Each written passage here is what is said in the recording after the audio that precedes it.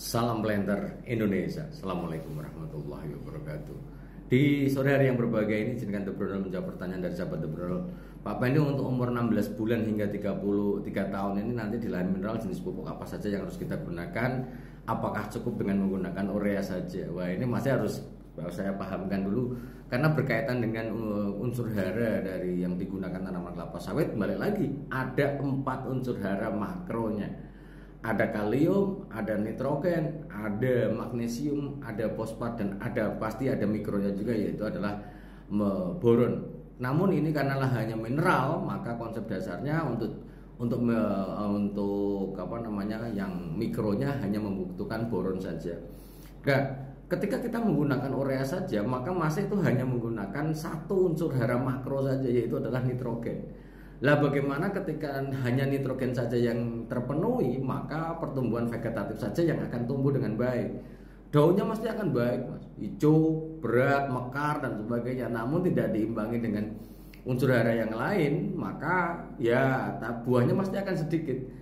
Karena Pak Pendi, tapi kan 16 bulan mungkin belum ada produksi yang belum saatnya kita produksi, betul. Akan tetapi beberapa interaksi unsur hara yang lainnya akan berpengaruh terhadap pertumbuhan bonggol tanaman kelapa sawit, kemudian pertumbuhan akar kelapa sawit, badan akarnya juga akan dipengaruhi oleh itu.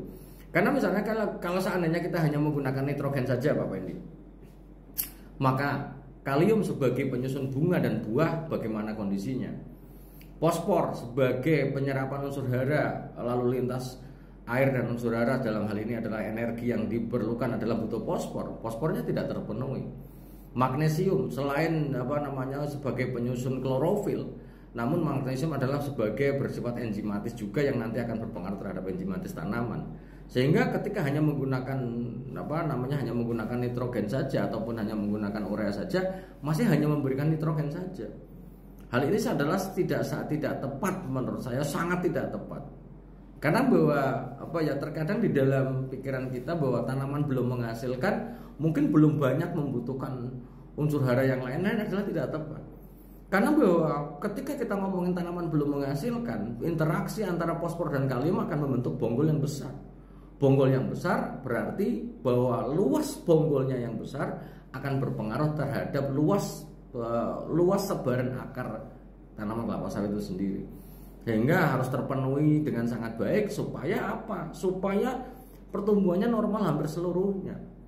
Walaupun tanaman belum menghasilkan sekalipun, kita belum bisa kita tidak panen, akan tetapi pertumbuhan di dalam tubuh tanaman kelapa sawit membutuhkan 4 unsur hara makro. Sehingga kalau kita ngomong hanya mineral ataupun pertama kita akan bahas TBM, maka ya tetap harus terpenuhi. Di sisi lain masih juga menggunakan berada budidaya kelapa sawit di lahan yang mineral. Kalau mineral maka masih boleh boleh bisa menggunakan tunggal atau menggunakan majemuk, yang monggo saja. Kalau NPK yang direkomendasikan untuk tanaman yang belum menghasilkan adalah 12-12-17-2, yang monggo saja gunakan. Kalau memang belum ada panduan berapa dosis-dosisnya, silakan saja WA saya, nanti akan saya kirimi dosis pupuk yang cocok buat masih berdasarkan rekomendasi general dari BPKS itu sendiri.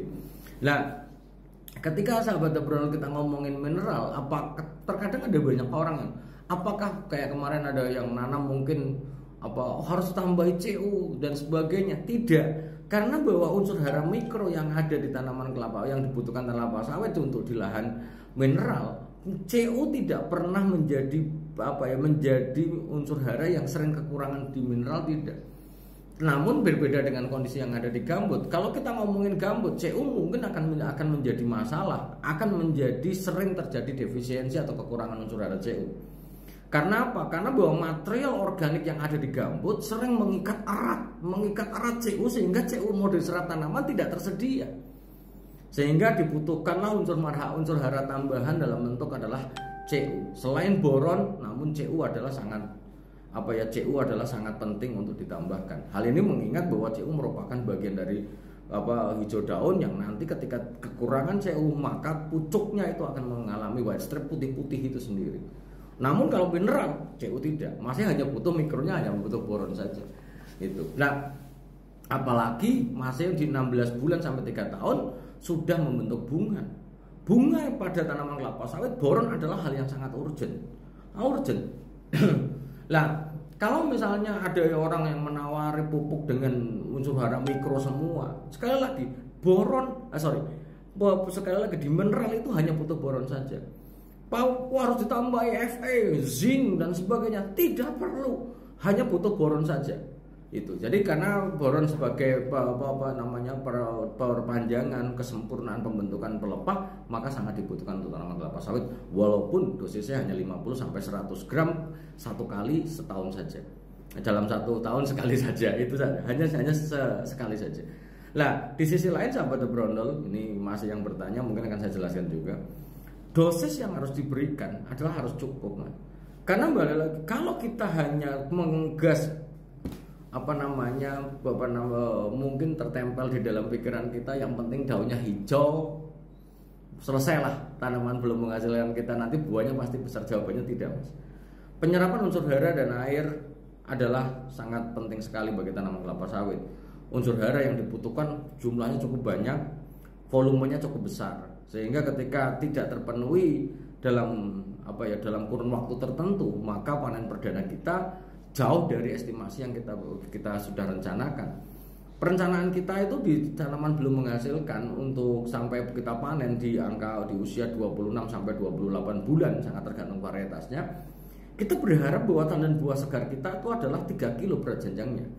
Ketika kita berat jenjangnya 3 kg, maka unsur hara yang dibutuhkan juga sudah tersedia dan terserap dan bereaksi di dalam tubuh tanaman kelapa sawit. Kalau hanya urea saja, ya saya kira tidak akan mendapatkan tidak akan mencapai berat 3 kg, itu tidak.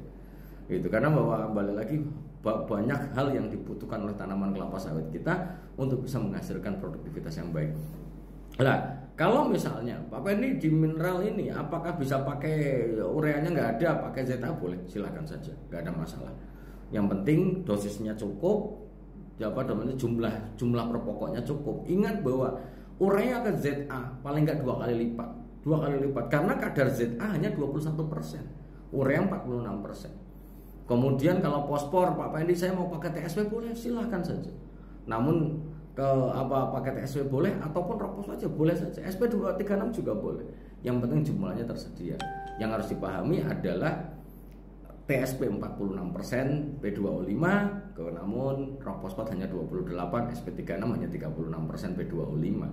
Jumlah yang ini, maka boleh menggunakan ini. Nah, kalau seandainya sahabat The Brondol di tanaman belum menghasilkan ini, kurang unsur haranya, maka seperti yang saya katakan tadi, tujuan dasar untuk panen perdana kita di 26 sampai 38 bulan, selama 12 bulan ini kita bisa mencapai tonase yang cukup. Saya sebagai contoh, DPSN 1 kalabar potensinya 16 ton di panen perdana.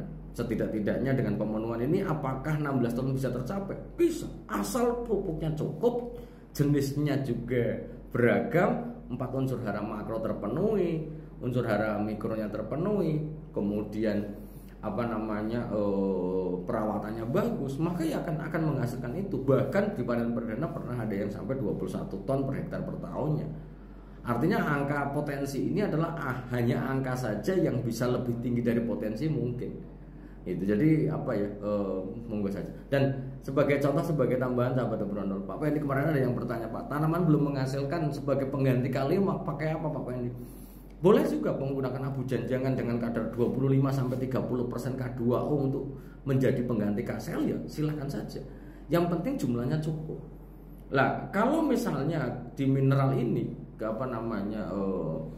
pertumbuhan yang lebih bagus adalah ketika kita punya tanaman belum menghasilkan, kita bagaimana menghindari faktor pembatasnya.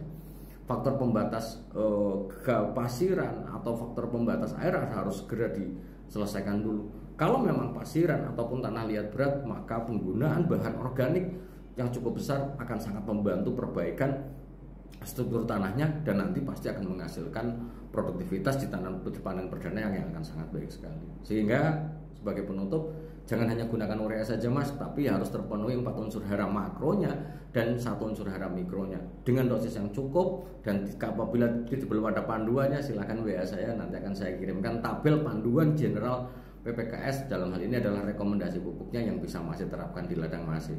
Semoga bermanfaat bagi sahabat dan sahabat semuanya, dan salam planter Indonesia.